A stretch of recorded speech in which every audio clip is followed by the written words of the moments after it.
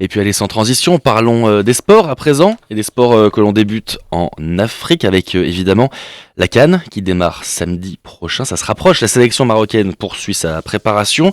Et les Lions de l'Atlas affrontent ce jeudi en amical la Sierra Leone. Oui, ça sera le dernier match avant d'entrer dans le vif du sujet. C'est donc l'ultime test. Les Lions de l'Atlas, qui font partie des favoris, vont donc chercher à se rassurer face à la 138e nation au classement FIFA à l'occasion de passer en revue l'effectif, mettre en place les derniers réglages et surtout éviter les blessures. Younes Abdelhamid, le défenseur central marocain qui évolue en France. On monte petit à petit en puissance et en intensité, donc voilà, on se prépare et pour être prêt pour le prochain match, Inch'Allah. La CAN, c'est la plus grosse compétition pour le continent africain. On sait que ça représente beaucoup pour le pays. C'est une fierté déjà de représenter notre pays et d'être en sélection. Donc on se prépare bien pour essayer de rendre fier le peuple marocain. Le Maroc, pour rappel, devait affronter dimanche dernier la Gambie.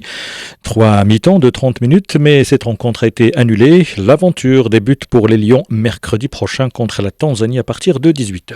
Vous avez reconnu la voix de Hakim Tamim en studio avec moi, que j'ai oublié d'annoncer honteusement. Mais Hakim Tamim qui reste avec nous parce que maintenant nous parlons du football en Europe avec le Real Madrid, qualifié pour la finale de la Supercoupe d'Espagne après sa victoire face à l'Atlético.